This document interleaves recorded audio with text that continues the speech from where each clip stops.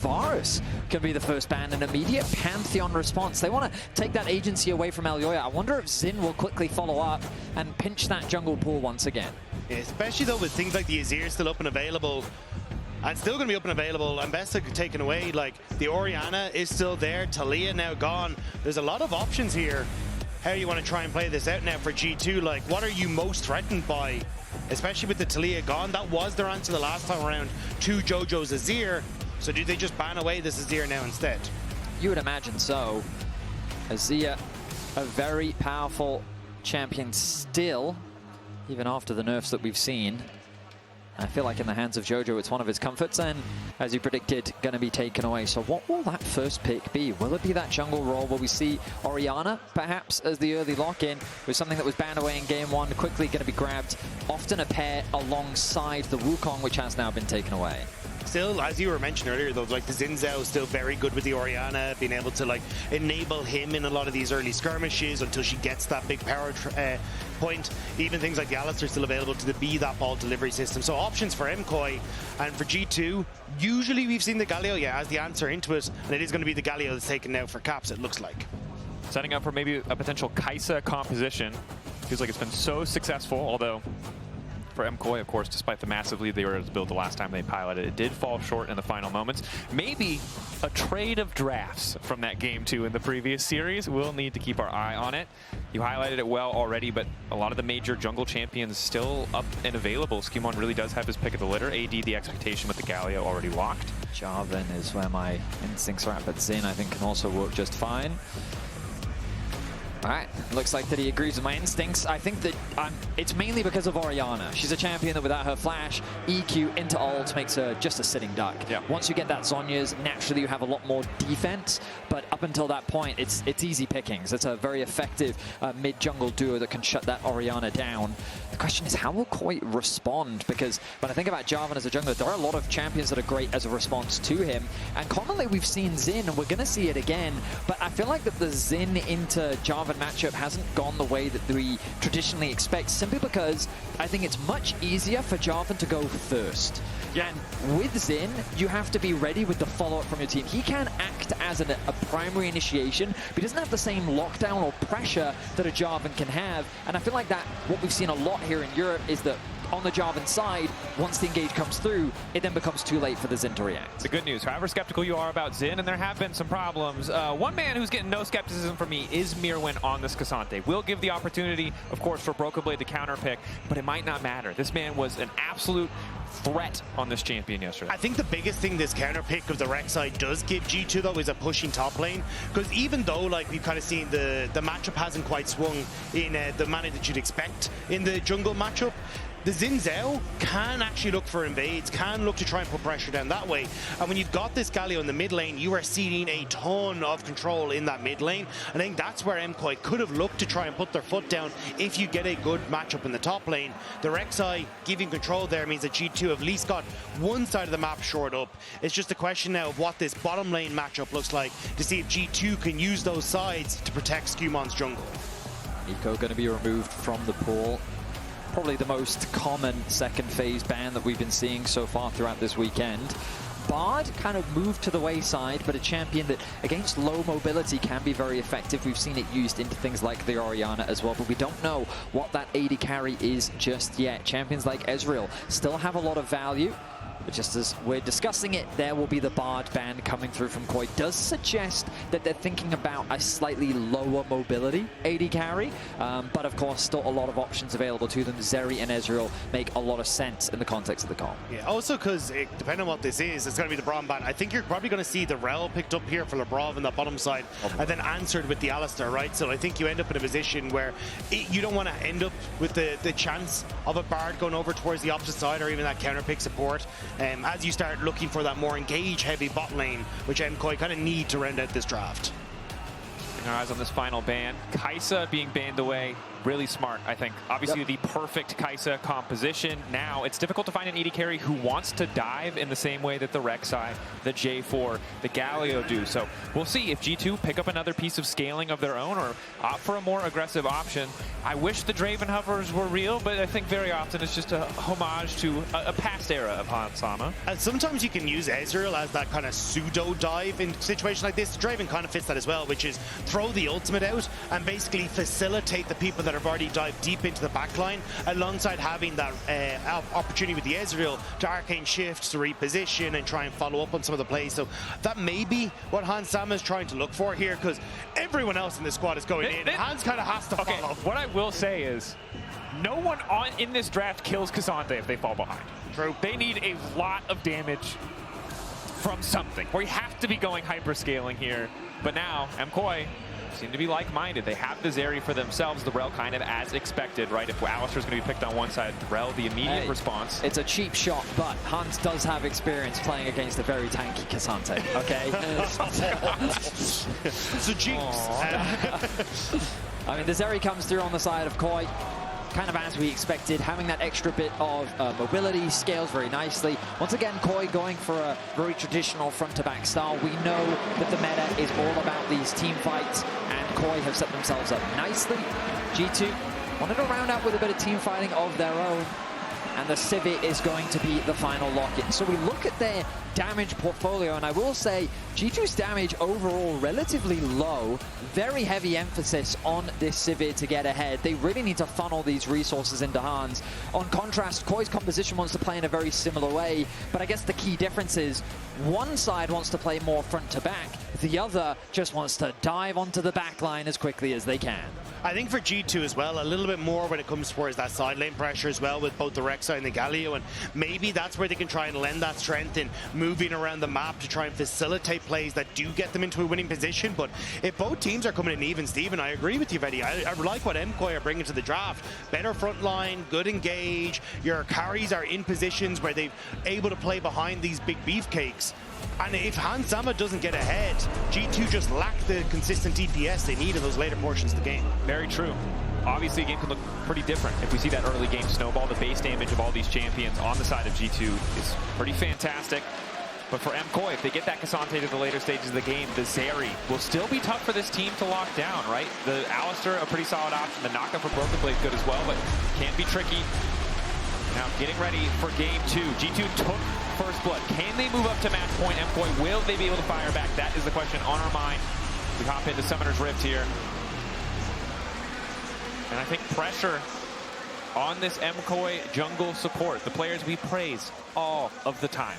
The heart, the beating heart of this team. So we hop into game now to match or outmatch what G2 were able to do in the previous game if they want to continue to find advantages in this series. And Labrov caught out a bit level 1 here.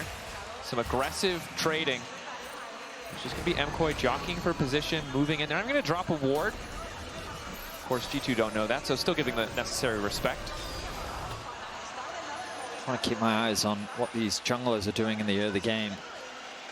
I mean, I always reference back to this, but when we used to cancel Cadra a lot, he always used to talk to us about how Jarvan, if he's not ganking, he's not doing anything.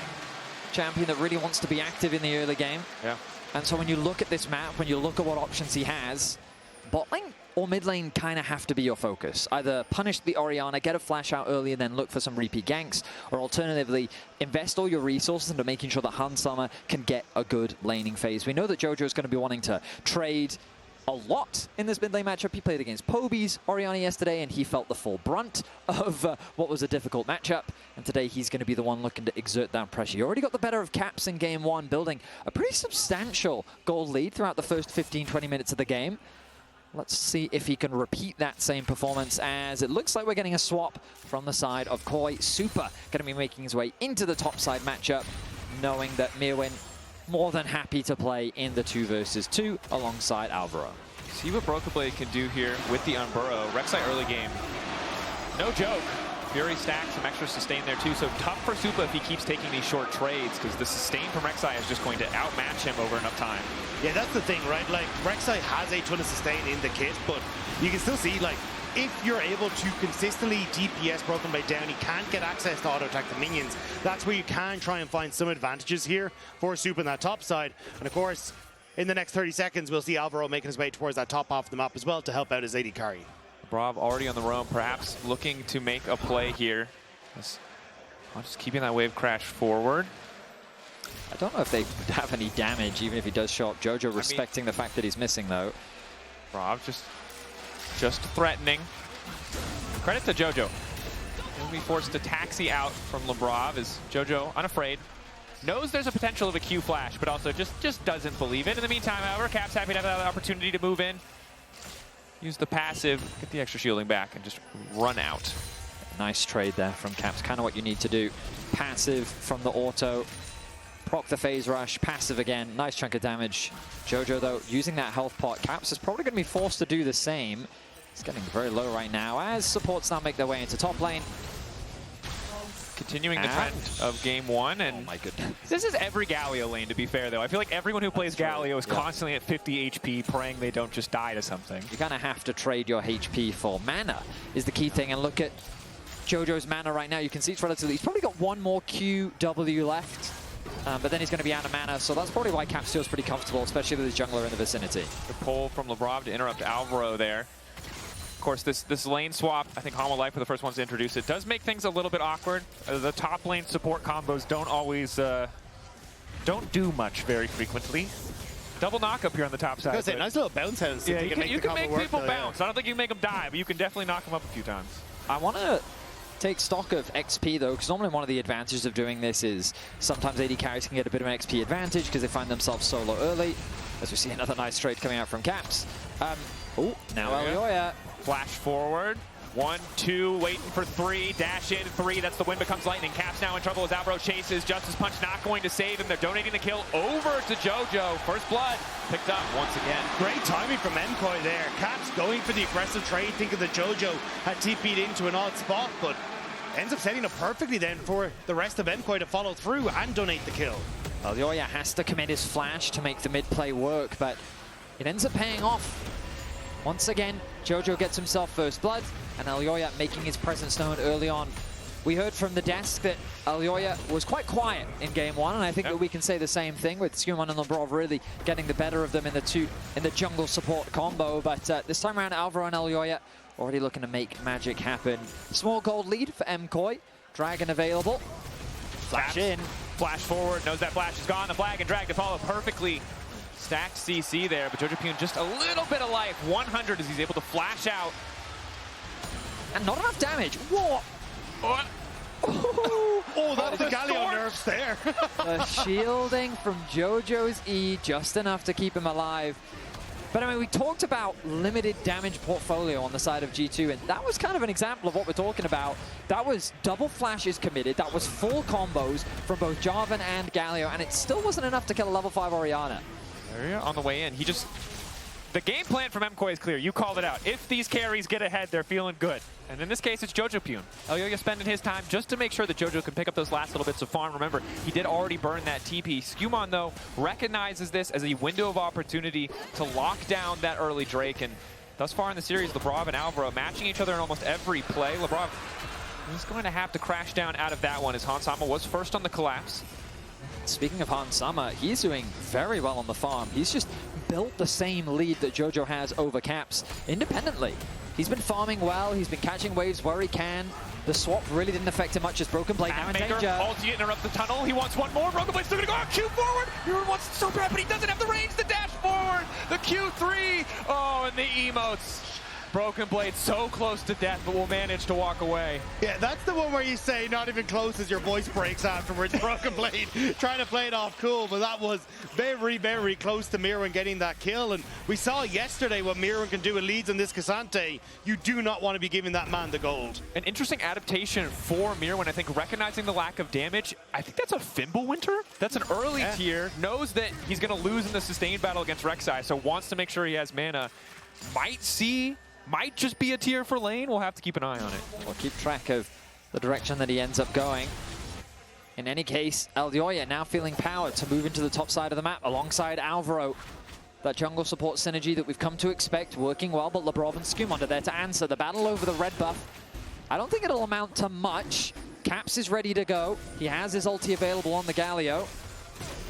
Alvaro punted over the wall. Jojopyun ready to follow. Supa first to move, but Hansama ready to match as well. So a lot of posturing around the red, but neither side wants to fully commit. SkewMond waiting over the wall. Can flag and drag. Alvaro looking to retreat. Flash in from Labrov. Ulti coming in from Caps. Well layered. Elyoya now caught in the midst of the fight, but they don't quite have the damage to finish it. Jojo standing off on the side, but here comes Hansama. Right in time to find these kills. Elyoya sprinting, running for dear life, but he is stunned, locked down, and sent packing. Movistar KOI thought they had the support of Supa to come across, but it's actually Hansama who gets first to the play, and G2 turn the invade around. Labrov. This man is showing up today. What a fantastic engage to set up for G2 to find a beautiful fight. The grubs have been started by G2, but I don't think they feel confident enough to secure it. Already, Jojo and Elyoya get back out onto the map, and we look back at this play, and I really want to draw your attention to Labrov as he finds a beautiful engage. He stacks up his passive, uses that initial punt to get Alvaro out of the fight, but he has his sights set on Jojo. And essentially what MKOI are trying to do are play with Supa, having that ability to come over the wall. But Hansama drops the wave and comes across, and Labrov, as you called it, Betty, perfect engage and setup then for Caps and SkewMond. We're back to live, and boy, Grubs contested. 2v3 on the top side. Supa immediately in a ghost. Labrov in trouble. Only level 5 likely to fall. Supa happy to have the extra gold. The Ultra Shock laser over the wall. Labrov retreating to Hansama, but Hansama cannot keep him standing. Good side steps, but the movement not clean enough to stop the kill from going over. 2 grubs already down for MKOI, and they will lock down the third. An ambitious contest from G2 as KOI, they had the numbers, they had the positioning, and G2 had already used all of their resources. No ulti for the Jarvan, Galio, or Sivir meant that that was always going to be a difficult fight. MKOI absolutely punished them, and they get themselves, at the very least, a bit of reprieve. This is a much closer early game than we saw in the last game. Very slow, very quiet, but both teams punching back and forth. I think the big thing to point though, Hansama, 2 early kills, a little bit of a gold lead for himself on that bottom side, is going to be crucial again to the success of G2 because he needs to be that consistent damage. Definitely the case. Is again, Alvaro and Labrov, both have been matching each other the entire series thus far. It was Labrov in game 1, playing like an absolute demon, of course, that made it easy for Hansama. A similar story to what we're seeing now, to really take over in so many of those fights. MKOI trying to hold on in the mid lane. We know what Jojo could do as we get later, but I feel like Labrov is not done yet. Play over the wall, knock back into the top. The follow-up is here, right on time. The shockwave, not enough. Yukes back to the tower. Caps has to flash out to safety, but it's just not nearly enough to get the kill. The last time these 2 teams faced off, Labrov flashed underneath the tower and was outplayed by Jojo. Instant reaction. Elyoya now trying to follow up on his SkewMond. SkewMond forced to flash backwards, but again, they don't really have the damage to convert here. But I think G2 walk away happy. They find the pick that they were looking for. Labrov continues to be proactive on the map. Broken Blade going for a bit of a one-on-one against Myrwn. Feeling more confident than the last time they scrapped in the 1v1. But my goodness, once again, this jungle support combo of G2. They've set their sights on Jojo, and they are trying to shut him down. Remember, while they are working on the project of shutting down Jojo, it's Hansama stacking that coal, holding on to that 500 gold lead. Supa trailing just a little bit behind. Would love to complete the first item there. They're going to be crucial in these fights. I'm curious what the game plan is here for G2 because they actually have the item advantage over MKOI, but and the dragon is about to spawn. But you see the TP coming back in from Broken Blade, so there is a moment where G2 could look to fight this objective, especially with Jojo now down to half HP. With Caps on the top side and a lot of pressure from MKOI up there, it looks like MKOI are the ones who don't want to try and contest. Credit to G2, they are sacrificing pressure on the top side, but Hansama able to push out mid first. Uncertainty as to where Labrov is stops Jojopyun from pushing too far forward, and Broken Blade, similar to last game, is just this infinite pressure point. The Rek'Sai is so obnoxious. You can't bully him out of lane. The sustain just eventually whittles down Myrwn and forces him to respect the push that's coming out. Overall, early game going away that G2 is happy with. Hans has to be careful here, though. He has the spell shield ready for a shockwave from Jojo. Elyoya was in the shadows waiting, clears out the vision, and our observers highlighting for us now the limited information G2 have. Nice little ward over the wall there. Spots Elyoya. Sweeper will spot Alvaro. Only level 5. Osama level 9. Waiting behind. Not a ton of mana as Elyoya may want to start this one, but it's the Hex Gate. SkewMond arriving to cover, and MKOI a little bit split. We talked about the damage of G2 as we get later lacking, but right now, when you have major item completions like the Sundered Sky, base damage alone is enough for G2 if they can layer the CC to just find these easy picks. I mean, the good news for KOI right now is that they're not forced to fight. They're able to pick up a few items as well, but Jojo desperately needs that Rod of Ages. He wants to get it stacking as quickly as he can, but of course, all the early pressure that he's been experiencing has put him behind that first item breakpoint. And right now, KOI's just trying to buy time. We know that they've got good scaling on their side. Labrov caught out in the river. Playing with fire here. They are going to force the flash out. He held on to his ultimate, though, so this might be a little bit over-eager from the side of KOI. Apparently not. Supa. Gigantic chunk of damage there coming in from the passive. Labrov has been playing so confident in the river, but MKOI finally called the bluff, and now Caps out of position. Alvaro ready to go over the wall. Instant shockwave to kick the fight off. Caps desperately trying to retreat just as punch, and he's now looking to retreat. Alvaro, they didn't anticipate the backstep from the punch. SkewMond goes over the wall with Alvaro and finds another one back. It might be a disaster pursuit, but looking to follow up. Hansama on the way in, knock up there. Caps cannot find a quick escape, and it's another kill. Donated to Zeri, hand delivered. Supa waiting over the wall. The Ultra Shock laser, but Hansama continues the chase onto Elyoya. It's an extended fight, but SkewMond once again looking to re-enter the fight. Hansama running. Elyoya gets another one, but SkewMond manages to fire back to Sundered Sky, keeping Elyoya healthy, but probably not healthy enough as SkewMond waiting for his cooldowns, ready to flag and drag in a little bit extra healing. The knock up there, Elyoya holding on for so damn long, but he can't sidestep everything, and it's a fist to the face from Labrov to lock him down. The gloves are off. These teams are getting down and dirty in the jungle as fists are being thrown. 5-6 the kill score, and it starts with Labrov getting caught in the river. That's where it started. Remember, he comes back later into this fight. Caps tries to offer some assistance, but KOI recognize, hey, there's an angle for us to catch him here, and just look at the positioning of Alvaro in this fight. SkewMond with the flag and drag into the dunk down off the back of it, and I like the idea from Caps here, try and ult to safety and hope he can get out, but the damage comes through, and Hansama in the 1v1 versus Elyoya pushes him back, nearly picks off Supa on the back line. And because Labrov is coming through, SkewMond is confident enough to finish off Supa, and it's the duo who end up finally finishing off in Elyoya after he finishes off Hansama. He came damn close to picking up a kill onto Labrov there, but the stun was enough to help SkewMond secure it, get himself a killing spree. And now we return to live. Thinking about these objectives, Herald is going to be up in 5 seconds time. The top laners remain isolated on their island on the bot side of the map, but you can see the Broken Blade in terms of health is starting to get the better of Myrwn in these trades. He is the one consistently pushing him underneath these towers, and Myrwn going to be forced to base. There's been a sizable gold swing in the AD carries though. Now a 600 gold lead for Supa has just popped the cull on both sides, which was why you're seeing a little bit uneven, but still, the Runaan's Hurricane just completed now for Supa on this reset. Should be perfect for these next objective fights. Hansama desperately needs a reset to pick up some gold of his own. Minute and 20 till the Drake. We'll see if he backs after this wave. But instead, it looks like they're going to go for a fast play onto Alvaro. Alvaro shattering strike. Quick crash down as well as the heal to try to make his way out to safety. Elyoya there to cover. G2 pushing in for a bit more vision. Happy to chip away at those summoner spells, but spending a lot of time as Broken Blade has already started proxying on the bottom side of the map. They really want that objective set up around the Drake, and they're going to play a little bit creatively to make it happen. Broken Blade has the TP available if G2 want to start this Herald off, and it looks like they're thinking about it. Hans did use his ultimate in that last exchange. Alvaro just completed the redemption, and the rest of MKOI returning back onto the map. But Jojo TPing bot lane signals that KOI not interested in contesting this objective. Instead, they'll turn their attention towards the Dragon spawning in 35. And unsurprisingly, Broken Blade, is he out of position? Running.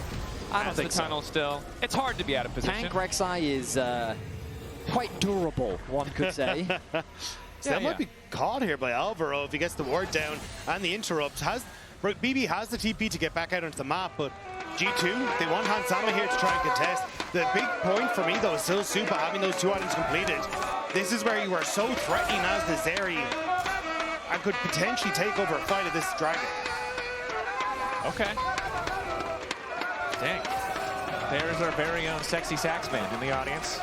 So we've got Trumpet Guy versus We got Sax MKOI Man. Trumpets versus G2 Saxophone. Battle of the Brats, baby.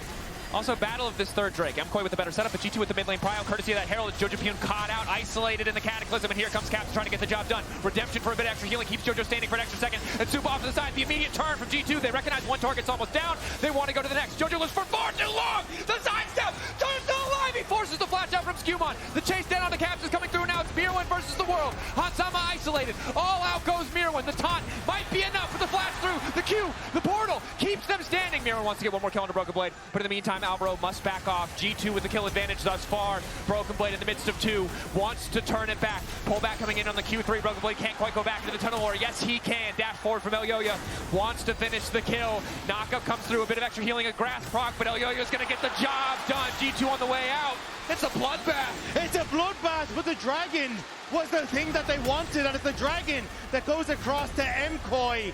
But these tanks are trying desperately to get the work they need done. Where do we even start with this fight? I guess we have to start with the focus on the Jojo. You can see that G2 collapses, but again, we come back to this damage profile. It takes them so long to kill him. A good exhaust onto Supa prevents him from really running rampant in the fight. He gets isolated from his team, and Hansama and Caps work towards shutting him down while Jojo dies on the other side. But as you were saying, Elyoya focusing on securing the dragon. There's nothing the Broken Blade can do. And in the extended fight, with Sivir gone, it now becomes an easy opportunity for KOI to chase down these stragglers of G2, pick themselves up a few more kills, and ultimately walk away the victors in this fight. Of course, crucial that they were able to get that kill onto Jojo. As the fight could have gone much worse. They took out the major threats from the side of MKOI. It could have all fallen apart, but you highlighted it well, right? The initial burst, if it does not find those crucial targets, if Hansama doesn't have the space to auto-attack, MKOI in the extended fights, the ult he sustained from Cassante, the Sundered Sky from Elyoya just makes it so hard to finish those. That's what I was going to say. Like, you forget there's 3 carries on MKOI, and I'm not talking about Elyoya and Myrwn getting so much work done in these fights. And again, because on MKOI it is easy to go kill Hansama, or at least like that's the focus. It means that when Hansama's taken out, you just don't have anything left in the tank. And I think that's, as we continue forward, the main focus for these fights is, can Hansama have the uptime he needs to carry a fight, or is he taken out before he can do so? Now we've got the Otacon in 35 seconds, and we know that both these teams will be eager to pick that objective up. For now, it's KOI that lead in the pedals, but it's G2 that's setting up around the topside river. G2 better setup, but worse sums for that engage-focused topside. No flash for Caps, SkewMond, or Broken Blade. Jojo and Supa both with the crucial summoner available. Hansama, of course, has his flash and his ghost. 1.5 items, though. Put him in an awkward spot for this fight. Does have the gold lead, but seems hasn't quite found a good position to recall yet. Likely the expense of the IE also delaying that second item completion. SkewMond caught out. Caps now starting to move his way down. Initial damage coming through to SkewMond is good, and they managed to take the jungler down. Shutdown is crucial for Jojo. Otacon is up. MKOI, what's the call? Nice chain CC comes through from KOI as they punish the positioning of SkewMond.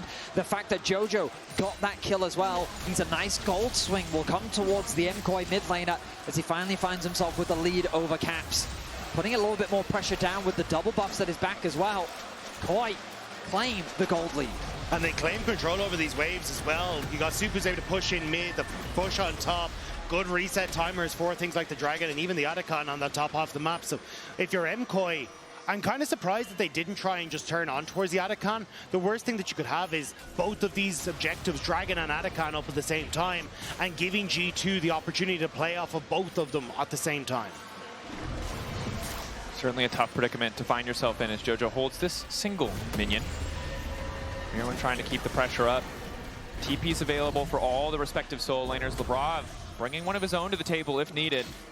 Hansama now that second item completed Infinity Edge means he's really going to start to hurt in these fights.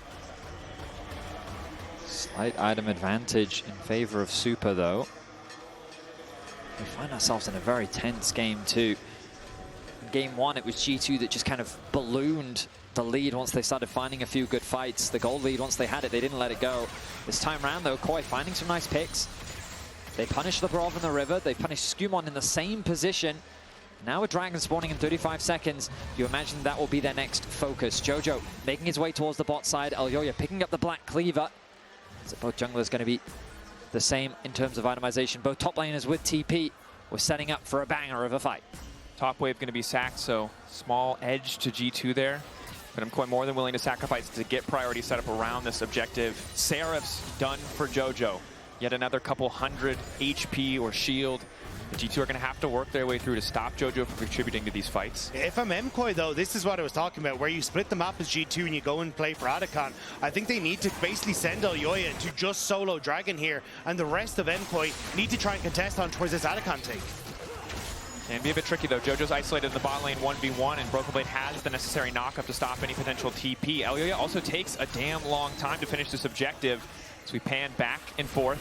Jojopyun trying to delete those tunnels, but G2 are still on this Otacon. MKOI aware, but it seems like they feel they have to get something else on the map instead. Redemption coming into the mid lane. Alvaro ready to make a play. Dragon now finally down. Mid lane tower down as well. Otacon will finally fall in the favor of G2, but MKOI happy to trade 2 towers for the Otacon. Overall, Otacon worth 2 to 3k gold in terms of stats, so not the worst trade, but definitely not ideal to give it up. I was worried that for KOI, just trading a Dragon for Otacon really wouldn't be that worth it overall, but the fact that they got 2 towers off the back of it was very nicely done. Alvaro even dropping the Redemption to rejuvenate the low HP caster minions was a nice touch to help secure that tower, knowing that Caps really doesn't have the wave clear to protect that mid wave. An 800 gold lead, not too significant, but sizable enough to put some pressure onto G2. You can tell that KOI is definitely gaining a much better footing here in Game 2. And I think for MKOI, they just have an easier job when it comes towards scaling, right? K'Sante going to be stronger than the Rek'Sai the later this game goes. The Orianna can get so much value in these fights as well. So I think for MKOI, if you're in a position to continue taking these 5v5 fights, you're just in a better spot. Whereas for G2, they kind of needed to get these leads through side lanes, and that hasn't really come to fruition. So for MKOI, I feel like they're in a good spot coming into this game too. Important too, right? We look at Orianna, Premier Champion. We talk a lot about how the pick and ban is going to change as we go deeper in the series. Myrwn's K'Sante having this level of performance important when you look at the landscape of the overall best of 5. Jojopyun trying to hold it down on the top side of the map. Doesn't have a tower to protect him, but he does have a support as Alvaro's hovering in the darkness. Oh, TP flank coming in. G2 looking to collapse in the side lane. Labrov kicking things off, but he didn't quite know Alvaro is in the area. Exhaust there. Broken Blade looking to fall, but Jojopyun's already on the way out. Elyoya in the meantime fighting the 2v1. A lot of damage going down into Alvaro, but an instant combo to come through. Supa with an ulti to follow. SkewMond waiting over the wall, but the fight's already done. Broken Blade goes down, comes right back up. Wants nothing to do with this one, but it's Supa sliding and gliding over the wall, and a double kill for Jojopyun himself. A beautiful 3-man shockwave comes through from Jojo as he turns the fight on its head. G2's lack of damage were as clear as day right there as their trap falls apart. KOI find 3 kills, and just like that, they have full control over Game 2. Man, I wish I could see the alt chat. I could see the TY good focus already there as Alvaro gives his life for the greater good. MKOI, incredible stuff as Myrwn will spot out SkewMond, but the pressure is already on the top half, and MKOI firmly control this game. That they do. The retreat now on the top side. It looks like G2, they want to go for broke. If at first you don't succeed, try again. They're falling behind. They know they'll lose control over the objective, so they want to make another play happen. Supa isolated. Don't want to let him get to the wall, but Elyoya is there to cover, to try and protect. SkewMond now going to flash in. Interrupt tries to come through Elyoya, but that's the shutdown. That might be enough. Myrwn waiting off to the side. Wants to get on top of Hansama. Has a bit extra range, and it's Alvaro to handle her, but Caps is coming in with the knockup to keep his 80 carry standing. Hansama holding on for dear life, and it's G2 in the rinse and repeat in round 2 who find the fight advantage. How the hell did G2 just find it back? MKOI looked like they were about to take everything, but G2 with the teleports will get the picks and a Baron to boot. A game-changing TP. This wasn't it. Labrov flashes over the wall to set up for a trap on a Jojo. He gets away to safety. Meanwhile, on the flank, Elyoya trying to keep the rest of G2 away. You see a beautiful engage comes through from both Alvaro and Jojo to punish G2 on their engage. Hansama can't get close enough to dish out the damage, and the play was far too deep from G2. But now, the teleport that I was talking about comes through here. KOI stay for a very long time on the map. They get a lot of resources, but that means that there's a window for G2 to punish them. So Caps finds the flank onto Supa, takes him out, and with the numbers advantage, G2 find the fight. Jojo also hit a vision cone on that bottom side of the map, so they knew the Orianna was on the opposite end and wouldn't be able to help out on this until it was way too late. G2, great heads-up decision-making in the moment. Melons, that's what I'm talking, guys. What it do? Nice, good call, guys. It was Oh my indeed a good goodness. call. It looked a little crazy when it started. They had us in the first half, I'm not going to lie. The first TP was bad. The second TP more than made up for it as G2 have a Baron now. They're sitting pretty. They were so far behind in terms of overall goal, but now they've got the 2K Red Bull Baron power play, taking away the red buff as well, and a bit tricky now for MKOI to approach. But ultimately, I really think all this has done is bought G2 more time.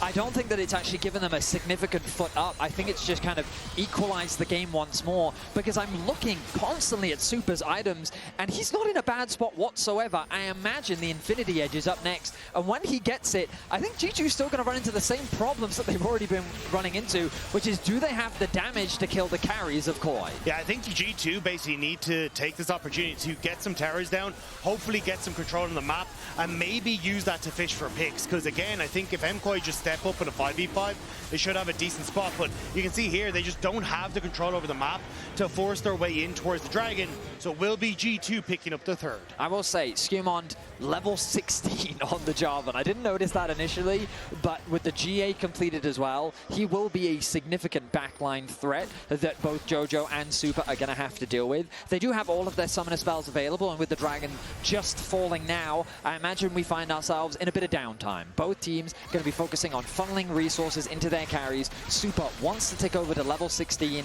and really I think it's that experience difference that we're seeing acclimate for G2 that is really the only big downside that KOI find themselves in right now. KOI trying not to concede too much space, but also have to be careful. In game one, we saw it. In the previous series, we saw it as well. Sometimes G2 stick around for an extra wave. Wait to see if you step forward by yourself. Go for those easy picks. It's sole point now for G2. KOI are going to be forced to contest, but of course, as you highlighted, Vedi, still 4 minutes away. So still a bit of posturing on this last wave of Baron. Alvaro just TP top. Broken Blade is going to come through. There's a numbers advantage on the bottom side for G2, and I don't know if MKOI can hold. Supa's chunked. Broken Blade stunned. Supa walking off to the side, but tier 2 still in jeopardy. G2 happy to just take that. Wanted to threaten in case MKOI misstepped, but didn't find anything else, so we'll just retreat. And this is the downside of having an Orianna. She is very susceptible to plays on a side lane, and you can see there, Alvaro worried about a potential play towards that top half of the map. Means that then you end up losing that turret on the bottom side as that Baron buff falls off. But now we farm, gentlemen. Or we watch them farm, as it were. Cap's approaching a death cap. Very determined to make up for the damage that we said was lacking on this team. That's an indecisive build right there, is what I would say. I may not be an expert on Galio builds, but I will say it is somewhat unconventional, but I think appropriate in this game. Yeah. It's not set with a death cap. It's not like full Mashal build, you know? That makes sense. He is still a wizard. That's true. Albeit an unconventional one. Is Hansama, though, that is a scary item completion to come through. Infinite wave clear, constant uptime on the Rek'Sai. The Flicker Blades can do a lot of work. These two AD carries are evenly matched in terms of their itemization, and this is why if you're a G2 fan, I would not want to sell you on the idea that this game is done and dusted, because as long as Supa lives, KOI have a way to turn this game around, and we know that in these clutch situations, he can be the man for KOI. Alvaro right now working very closely alongside him to make sure that he is safe. They're contesting this vision. Ulti immediately trying to force more out from Supa. They get the flash, but Labrov is already raiding over the wall, and down goes Supa! What? G2 were baiting it for so long. They managed to find the pick, and MKOI, that's disaster. We saw it in game one, we see it again. G2 punishing MKOI when they try to reclaim vision. G2 now fully descending into the base. They might not even need to wait for the soul to spawn. Myrwn looking for the pushback. Interrupt coming in from Caps, trying to keep SkewMond standing. It'll at least be one inhibitor down. 1 minute till the Baron, and they've got perfect setup now on the top side. That may be one of the most poignant caster curses in history. Just as I'm talking about how Supa, as long as he is alive, KOI still have a way to fight back in this game. G2 say, okay, bet and kill it immediately, just like that. Is it a caster curse or a game 2 curse for MKOI? Because it was game 2 last series where they had these leads and end up throwing them, and now game 2 here again. They had their moment to pick them off and to finish G2, it felt like, but Supa getting caught out twice now has cost MKOI in this game. And it's so difficult for them to play a comfortable, safe game. There's a constant pressure point now in the mid wave that must be responded to. They're always going to be taking a risk. They don't know. Caps and Hansama are waiting there for them. One ward, which is instantly cleared, will reveal Hans, but MKOI Another overstep like that, and they're very likely out of this game up against a match point G2. I do like the way G2 played it though. They held Broken Blade in that bush and just used the Tremor Sense to wait and see who was wandering around. So even though SkewMond went in, they already knew the members of MKOI were sticking around there. So it is G2 using the tools well, as just Supa kind of falling into that trap when he didn't need to.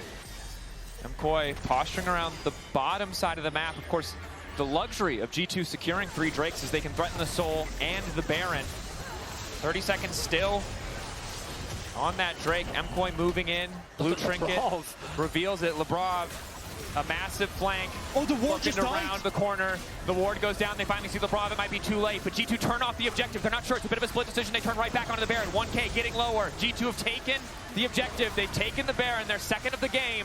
And MKOI now retreated. Labrov trying to herd them down, find the angle for the multi-man knockup. Exhaust goes in on the Caps. SkewMond kicks the fight off. Elyoya standing. Supa off to the backside for now, untouched. Labrov trying to find the angle, but Jojopyun cleverly slows him, stops the initial approach. Labrov alone is just putting so much pressure on KOI, they can't make a decision. Myrwn unstoppable now. Q3 ready to go. Footwork keeping him steady as Hansama now opening up, doing a decent bit of damage. Jojopyun off the side, isolating Labrov. That's the ulti down. Exhaust on a Jojopyun as well. The double knockup. Do they have the damage to finish this? Orianna flash over the wall. SkewMond now looking to follow. Jojopyun ready with the sidestep. The flag, the Dragon's not going to connect. In the meantime, the Dragon is going down in soul point, but G2, if they find this kill, and they will, are in a good position in the bottom side. Myrwn killed Caps in the mid lane though, so you're still getting those trades back and forth as everyone on G2 is focused. Honestly, MKOI, Dragon, match a kill? I think you take that as MKOI. Yeah, the fact that they stole away the soul, I think is so valuable. But Labrov put so much pressure down onto KOI, it became very difficult for KOI to know what to do. So instead, the individual solo laners took it upon themselves. Jojo said, you know what, I'll just ulti, I'll put the pressure onto Labrov. Meanwhile, that takes the rest of G2 away from Caps, allowing for Myrwn to get that kill onto him and completely allowing the Dragon to be secured for KOI. Well played overall by each member of KOI to get away with what was a very awkward situation. Making the most of it. G2 giving up about a minute of their Baron buff to go on that merry chase. Soul point for both teams. Someone will get it on the next one, but will we make it there as G2 still have at least 2 waves to play on? Elyoya waiting in the darkness, but G2 are as well. Supa has to be careful not to step too far forward. SkewMond and Labrov also on the way in. Decent damage now onto Myrwn. TP coming through as well. Jojopyun about to come to the party. Labrov, will he go over the wall as well? Elyoya trying to burn down Caps. TP response coming in from G2. Broken Blade on the way in. Alvaro's engage goes completely wide. And it's Hansama isolated with Jojopyun. The shockwave is not going to connect. It's Hansama! Solo taking out Jojo! Solo diving the backline!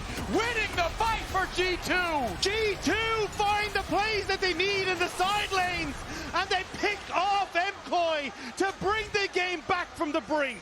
Beautiful positioning from Hansama to clean up the fight, to do the damage, and to put G2 on match point. And Hansama might just be him.